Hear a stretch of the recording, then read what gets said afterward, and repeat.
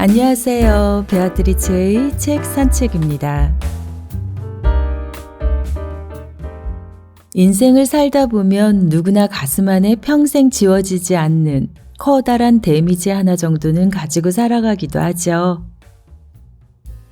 오늘 준비한 책의 저자 박소연님 또한 21살에 갑작스레 세상을 떠난 어머니의 부재로 혼란과 방황 속에 우울한 20대를 보냈던 분이십니다. 어머니의 빈자리가 너무 컸기에 46에 돌아가신 어머니와 같은 나이가 된 지금 혹시라도 자신의 딸이 자신과 똑같은 아픔을 겪게 될까 두려운 마음에 딸에게 알려주고 싶은 돈과 인생 이야기를 쓴 글입니다. 저자는 서울대 동양사학과를 졸업하고 서울대 경제학부 대학원을 수료한 후 지금은 22년차 애널리스트로 활약하며 여성 임원이 드물다는 증권업계에서 이사로 또 우정사업본부 자문위원으로 그 외에도 많은 활동을 하고 계신 분이십니다. 삶의 중요한 순간순간마다 어머니의 빈자리를 느껴야 했던 그녀가 언제나 죽음은 예고 없이 찾아온다는 것을 알게 되었기에 무엇이든 미루지 말고 해야 한다는 마음으로 쓴 책입니다. 돈이든 인생이든 학업이든 넘치게 많이 배운 엄마가 전하는 돈과 인생에 대한 가장 현실적인 조언 50가지가 담겨 있고요. 어른인 저도 배울 점이 많았던 책이기도 합니다. 월 수입 300만 원. 5년 후 누구는 부자의 길을 걷고 누구는 여전히 돈 때문에 허덕입니다. 무엇이 그 차이를 만드는지 모르면 당장 손해보는 돈의 심리학부터 주식과 부동산 실전 투자법까지 내가 얼마를 벌든 세상이 어떻게 바뀌든 그에 상관없이 통하는 성공 투자를 알고 싶으신 분들이라면 꼭 한번 직접 읽어보시길 추천드리는 책이고요. 더불어 저처럼 경제 개념 없는 어머니들이시라면 딸에게 선물해 주시면 좋겠다 싶은 책입니다. 딸아, 돈 공부 절대 미루지 마라. 펴낸 곳은 메이븐입니다. 오늘은 에필로그를 좀 들려드리고 싶네요. 한번 들어보실게요. 딸아, 너도 알다시피 내 결혼식엔 어머니가 없었다. 21살의 어느 날 어머니가 악성 림프종으로 10개월 만에 세상을 떠났기 때문이다. 언젠가 어머니와 작별 인사를 나누게 될 거라 생각은 했지만 그 시간이 그처럼 빨리 올 줄은 몰랐다. 나는 오랫동안 어머니의 죽음을 받아들이지 못했고 그로 인해 혼란과 방황 속에서 우울한 20대를 보내야만 했다. 무엇보다 삶의 중요한 순간순간마다 그 자리에 어머니가 없다는 사실을 견디는 것은 쉬운 일이 아니었다. 다행히 네 아빠를 만나 결혼을 하고 너와 네 동생을 낳고 살면서 상처는 서서히 아물어갔다.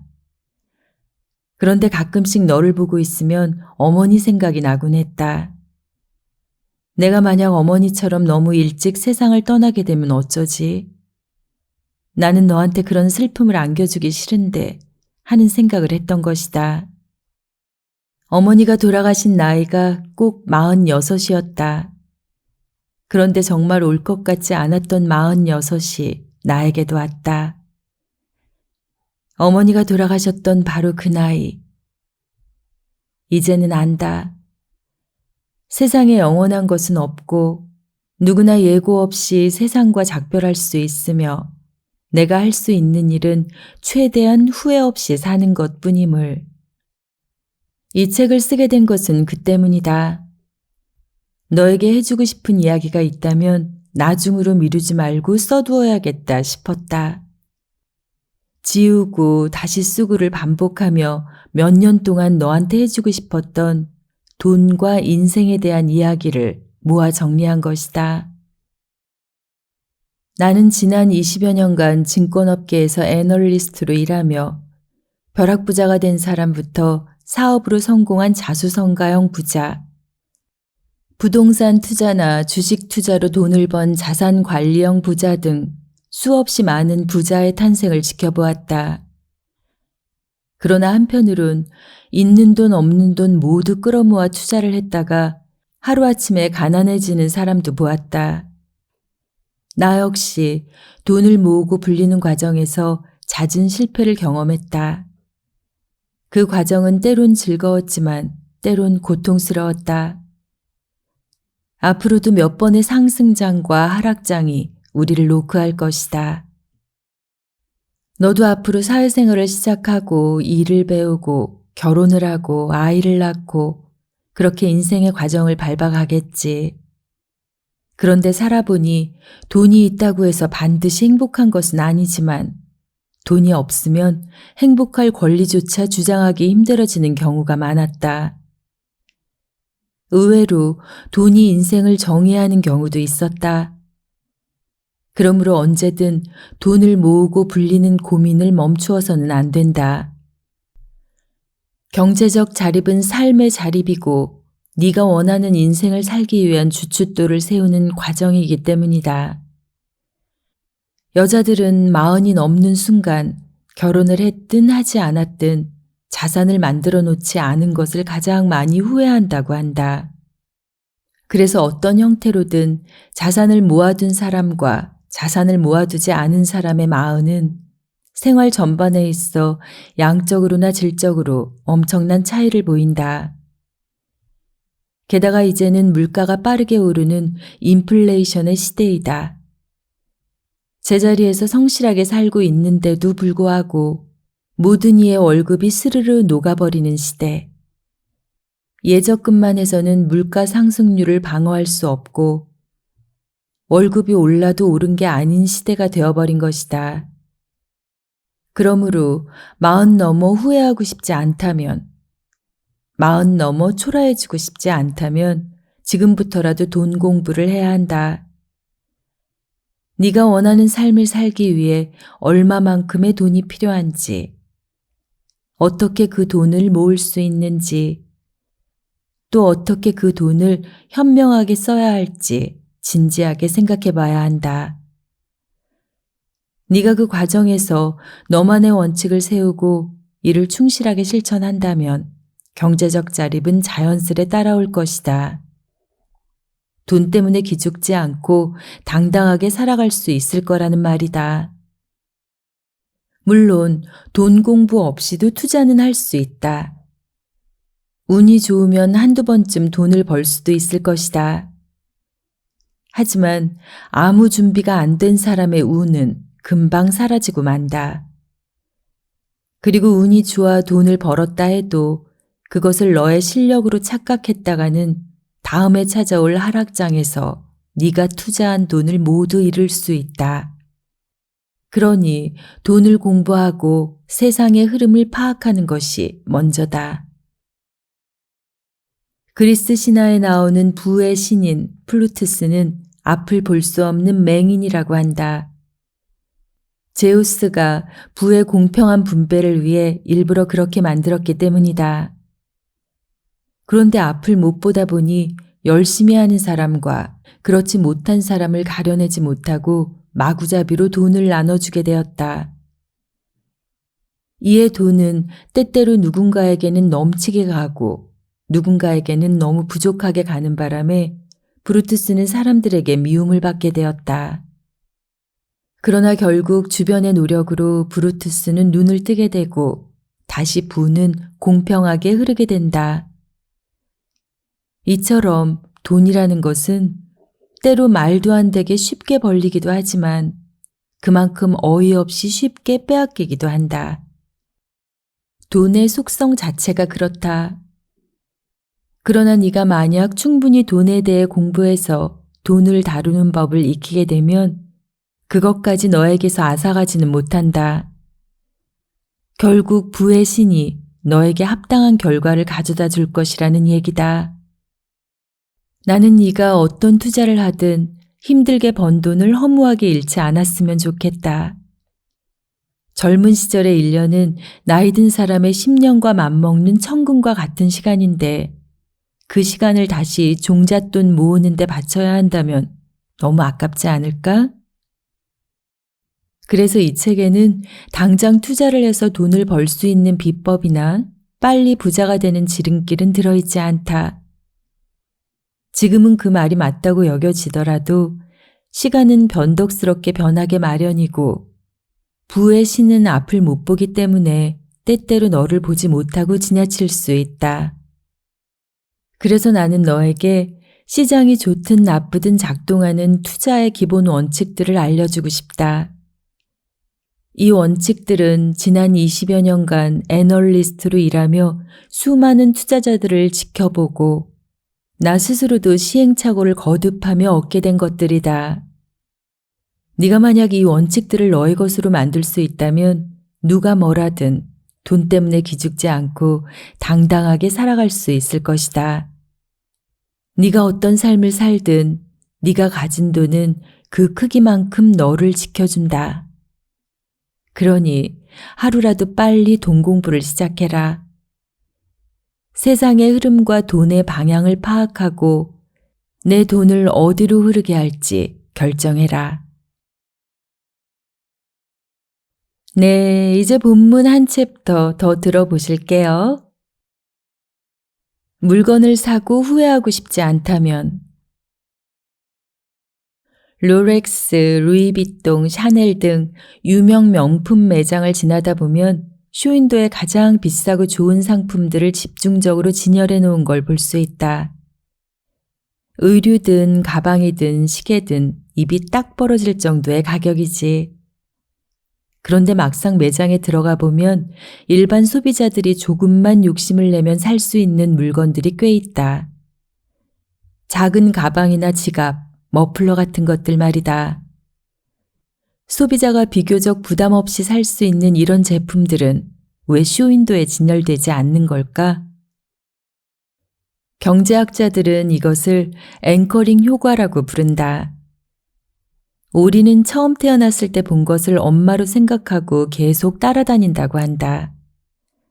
그와 마찬가지로 인간의 감각이나 판단이라는 것도 굉장히 주관적이어서 처음에 본 사물이나 숫자가 절대적 기준이 되어버린다. 마치 바다 위의 배가 특정 위치에 닷을 내리면 그곳에서 크게 벗어나기 어려운 것과 같다. 명품 브랜드들은 바로 이런 사람들의 심리를 이용하고 있다고 볼 수 있다. 쇼윈도우에서 1,000만 원짜리 가방을 보고 매장 안으로 들어간 사람이 80만 원짜리 지갑을 보면 상대적으로 싸다고 생각해 자신도 모르게 그것을 사게 되는 것이다. 너무 힘든 일이 있을 때 사람들은 보상 심리로 옷이나 물건을 사기도 한다.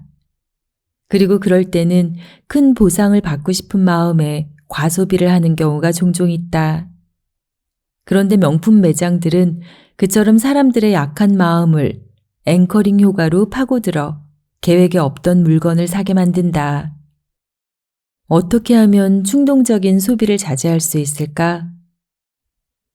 그와 관련해 독일의 학자 메버와 페이어는 재미있는 실험 결과를 발표했다. 처음에 약한 자극을 받으면 그 다음 자극이 조금만 강해져도 바로 변화를 느끼는데 처음부터 강한 자극을 받은 사람은 자극의 변화가 아주 커져야 그 변화를 인지한다는 것이다. 이것을 메버 메이너의 법칙이라고 하는데 예를 들어 양초가 한 개 켜져 있는 방에서 한 개를 더 켜면 굉장히 밝아진 것처럼 느껴지지만 양초가 100개 켜져 있는 방에서는 2개를 더 켠다고 해서 크게 달라진 것을 못 느낀다는 것이다. 처음부터 80만 원짜리 지갑을 산 사람은 10만 원짜리 지갑을 보면 싸다고 느낄 것이다. 하지만 10만 원짜리 지갑을 사고 싶다는 구매 욕구는 별로 느끼지 못한다. 이미 80만 원짜리라는 강한 자극을 받았기 때문에 더 큰 자극을 받아야 구매 욕구를 느끼게 되는 것이다. 반면 2만 원짜리 지갑을 가지고 있는 사람에게 10만 원짜리 지갑은 굉장히 좋아 보일 수밖에 없다. 그러므로 돈에 관한 감각을 키우려면 무조건 아주 작은 금액부터 시작하는 게 좋다.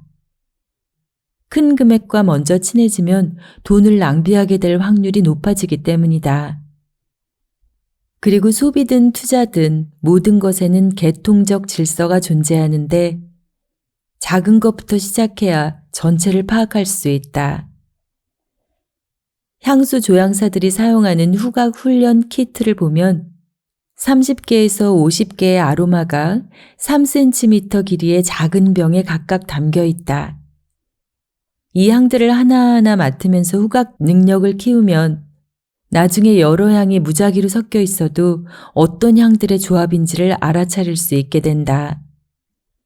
사람의 감각이라는 것이 쉽게 둔해지기 때문에 향을 제일 작은 단위로 쪼개어 매일 훈련을 하는 것이다. 주식이나 부동산 투자도 마찬가지다. 처음부터 큰 금액을 투자하다 보면 1,200만 원 손실은 아무것도 아닌 것처럼 여겨진다. 하지만 적은 금액부터 투자해서 서서히 늘려가면 감정적 동요나 실수를 잘 통제할 수 있게 된다. 예를 들어 10만 원을 투자해 10,000원을 잃은 사람은 10분의 1이나 잃었다는 생각에 다음에는 절대 같은 실수를 하지 않으려고 한다. 하지만 처음부터 500만 원을 넣어 50만 원을 잃은 사람에게는 10,000원쯤 잃는 것은 아무것도 아닌 게 되고 만다. 즉 돈에 대한 감각이 무뎌져서 10,000원을 쉽게 보게 되는 것이다. 그런 상태가 지속되면 자연스레 큰 돈도 흥청망청 쓰게 되어 나중에는 돈이 어디로 갔는지 모르게 다 써버리게 된다.